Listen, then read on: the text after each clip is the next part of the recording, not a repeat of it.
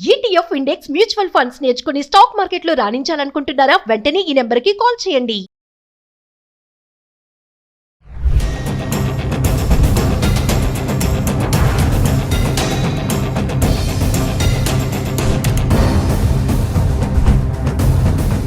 Hello viewers, welcome back to our channel. మరి Trump తీసుకునే నిర్ణయాలు కానీ డెసిషన్స్ కానీ చాలా ఫాస్ట్గానే చూస్తున్నాం. ఎందుకంటే ట్రంప్ రూల్ అలా ఉంటుంది.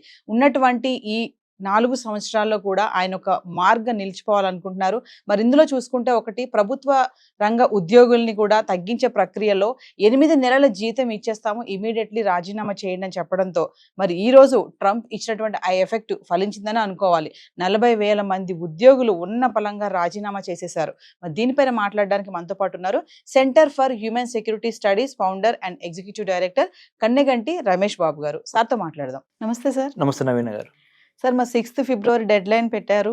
8 నెలల జీతం ఇచ్చేస్తాము, ఇమీడియట్లీ రాజీనామా చేసేస్తా అని చెప్పారు. మరి ఈరోజు ట్రంప్ ఎఫెక్ట్ ఫలించిందని అనుకోవచ్చు అంటారా? 40,000 మంది ఉద్యోగులు రాజీనామా చేశారు సడన్ గా.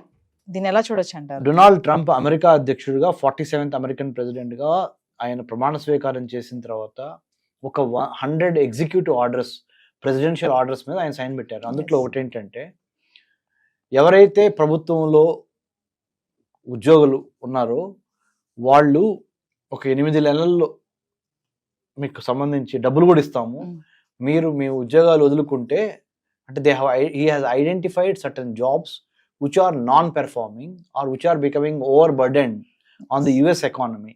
అమెరికా యొక్క ఆర్థిక మూలాలకి ఈ ఇంతమంది ఉద్యోగులు ఉండటం మూలాన ఇబ్బంది కలుగుతుంది.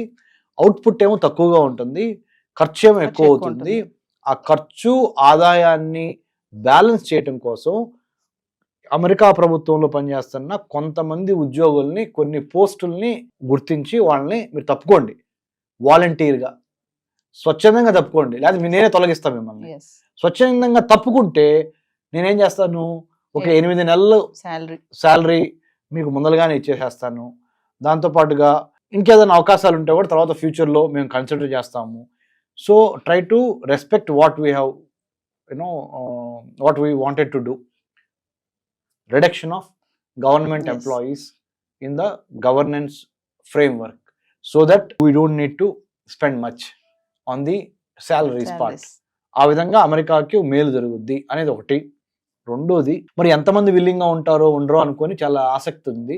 ఏమైనా గొడవ చేస్తారా ఉద్యోగస్తులు మన భారతదేశంలో, లేకపోతే మన ఆంధ్ర తెలంగాణలో, మిమ్మల్ని ఉద్యోగాల నుంచి మేము తీసేయమంటున్నాము, పక్క తప్పుకోమంటున్నాం అనగానే మన వాళ్ళు రోడ్డు ఎక్కుతారు. రోడ్డు ఎక్కి చాలా ప్రొటెస్ట్ చేస్తారు. చాలా ఉద్యోగాల సంఘాలు అందరూ ఒక జాయింట్ యాక్షన్ కమిటీ ఏర్పాటు చేయటం. మరి అమెరికాలో ఇది ఎందుకు జరగట్లేదు అన్నప్పుడు, అమెరికాలో అంటే వాళ్ళు ఇచ్చే బెనిఫిట్స్, కాంపెన్సేటరీ బెనిఫిట్స్ ఒకేసారి లంసమ్ 8 months కలిపి ఒకేసారి ఇస్తాను, ప్లస్ వాలంటరీగా తప్పుకుంటే మిమ్మల్ని పాజిటివ్గా కన్సిడర్ చేస్తాం అనేది వాళ్ళకి సింకిన్ అయినట్టుంది. అమెరికన్ ప్రెసిడెంట్ చెప్పింది వాళ్ళకి నచ్చే విధంగా చెప్పుండొచ్చు, లేదా గత్యంతరం లేక చేస్తూ ఉండొచ్చు. ఏదైనప్పటికీ తప్పుకోవడం మంచిదిలే అని అందరు తప్పుకోలేదు. కొంతమంది ఒక 40,000 మంది వరకు తప్పుకున్నారు. ఇంకా రానున్న రోజుల్లో, today is 7th February 2025, another 100 days లో ఎలా సీన్ మారబోతుంది, will wait and see. But definitely internal revenue service తీసేసి ఎక్స్టర్నల్ రెవెన్యూ సర్వీస్ పెట్టాడు అమెరికన్ ప్రెసిడెంట్ డొనాల్డ్ ట్రంప్. అంటే అర్థం ఏంటంటే, అమెరికన్ సిటిజన్స్ ఎవరు ఇన్కమ్ ట్యాక్స్ కట్టక్కర్లా, ట్యాక్స్లు కట్టక్కర్లా, మీరు హ్యాపీగా డబ్బులు ఖర్చు చేసుకోండి. మీరు డబ్బులు ఖర్చు చేస్తే అది ఎకానమీ రొటేషన్ అవుద్ది, బయ్యింగ్ అండ్ సెల్లింగ్ పెరుగుద్ది. పెరగటం మూలన మా ఆర్థిక వ్యవస్థ మళ్ళీ ట్రాక్ ఎక్కుతుంది. మరి డబ్బులు ఎక్కడి నుంచి తీసుకొస్తారు ప్రెసిడెంట్ ట్రంప్ గారు అని మీరు అడుగుతారేమో అని చెప్పి ఆయన ఏమన్నాడు, ఈ ఎక్స్టర్నల్ రెవెన్యూ సర్వీస్ ERS అనేది క్రియేట్ చేస్తాను. వేరే దేశాలు, ఏ దేశాలు అయితే అమెరికాతో వర్తక వాణిజ్య వ్యాపారాలు చేస్తా, అమెరికాకి వాళ్ళ వస్తువుల్ని వాళ్ళ వైపు నుంచి మనకి పంపిస్తారు, ఎక్స్పోర్ట్ చేస్తారు, మనం దిగుమతి చేసుకుంటాం. ఆ దిగుమతి చేసుకున్నప్పుడు వాళ్ళ వస్తువులు మనం కొంటున్నాం కదా, వాళ్ళు మనతో వ్యాపారం చేసినందుకు, వాళ్ళు మనకు అమ్మినందుకు టారిఫ్స్ అంటే ట్యాక్స్లు ఎక్కువ వేస్తాం.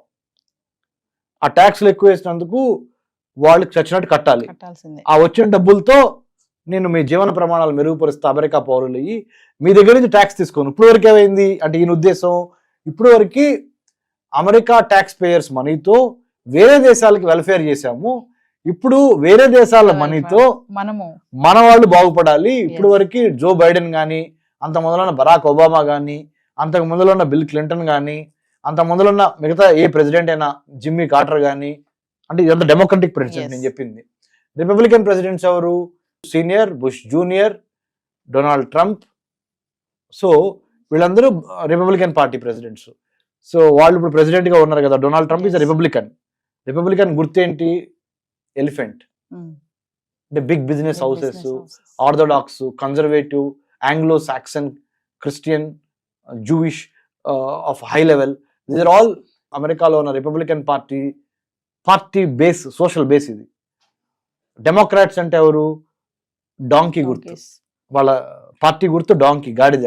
Blue collar workers, minorities, LGBT community, immigrants, తర్వాత హిస్పానిక్, లాటినో, ఏషియన్ ఇండియన్, ఎవరైతే చిన్న సన్నకారు రైతులు అంటాం కదా మనం ఇక్కడ తెలుగులో, అలాగే చిన్న మధ్యతరగతి పరిశ్రమలకు సంబంధించిన వాళ్ళు, ఇలా working class, blue collar working class అంతా డెమోక్రటిక్ పార్టీ సోషల్ బేస్. అది డెమోక్రటిక్ పార్టీ నిలబడటానికి ఈ sections of society they support. Republican Party నిలబడటానికి ధనవంతులు, big business houses, big corporates like Elon Musk లాంటి వాళ్ళు, వీళ్ళందరూ రిపబ్లికన్స్ కొన్నారు. సో ఇది అమెరికా యొక్క ముఖ చిత్రం. అంటే సార్ ట్రంప్ ఏ చేయాలనుకుంటున్నారో అది స్ట్రైట్ ఫార్వర్డ్ గా వెళ్ళిపోతున్నారని అనుకోవచ్చు అంటారా? ఎక్కడ ఆగకుండా సోఫార్ ఏదైతే ఎలక్షన్స్ లో ప్రామిస్ చేశాడో అది చేయటంలో ఎటువంటి తాత్సర్యము అంటాం తెలుగులో, అంటే ఎటువంటి టైం వేస్ట్ చేయట్లా. He is not wasting a single minute on what he has promised during elections after he has won the election and took over as the 47th president of the United States of America. The moment he has taken over the responsibility, he is making sure that not even a single day is wasted and single promise is unheard. అంటే ఇంక ఇది last కదా, ఈ 4 years లో కూడా ఈయన mark ఒకటి ఉండిపోవాలి అని. According to the Constitution of United States of America, you are not supposed to run for the third term. మూడోసారి అమెరికా అధ్యక్ష పదవికి నువ్వు అర్హుడు కాదు. కాబట్టి ఎవరైనా అమెరికాలో వాళ్ళు, అమెరికన్ పౌరులు, ఓన్లీ 2 సార్లు మాత్రమే, 2 times you can become the president of the United States of America. This second term being the last term to Trump, he said, I am not going to lose anything if I don't, if I do everything for my local Americans. So let me do everything. బయట వాళ్ళు ఎలా అనుకున్నా కానీ మేము మాత్రం నా America కోసం let's make America great again అనే ఒక స్లోగన్ లో ఫుల్ఫిల్ చేస్తా. I will do what ever it takes to bring back American ఎక్సెప్షనలిజం to the four front is what President Trump is aiming at and doing it, and he is sparing nothing. Thank you, sir. Thank you, Naveen garu. Thank you. Hi, మొట్టమొదటిసారిగా మన విజయవాడలో class room training అండి, 1 day class room environment లో offline webinar జరగబోతుంది. And interest ఉన్న participants ఈ కింద school అవుతున్న నెంబర్కి రింగ్ చేసుకొని సీట్ బుక్ చేసుకోండి. దీంట్లో ETFs, index funds and mutual funds మీద completely and hand holding experience మీకు ప్రొవైడ్ చేయబడుతుంది. దీని ద్వారా ఏంటంటే మనం ఎసెట్స్ని స్టాక్ మార్కెట్లో ఎలా మేనేజ్ చేసుకోవాలి, ఎలా గ్రో చేసుకోవాలి, ఎలా ప్రొడక్ట్ చేసుకోవాలో అంటే ప్రాక్టికల్గా నేర్చుకుంటారు. అండ్ మీ ఇప్పటి వరకు మనం ఆన్లైన్లోనే మీరు అటెండ్ అవుతున్నారు. ఇక నుంచి మీరు మన విజయవాడ సిటీలోనే అండ్ లైవ్లో క్లాస్ రూమ్ ఎన్విరాన్మెంట్లో నేర్చుకునే ఛాన్స్ దొరుకుతుంది. కాబట్టి ఇంట్రెస్ట్ ఉన్న పార్టిసిపెంట్స్ కింద స్క్రోల్ అవుతున్న నెంబర్కి పింగ్ చేసి సీటు రిజర్వ్ చేసుకోండి. Thank you.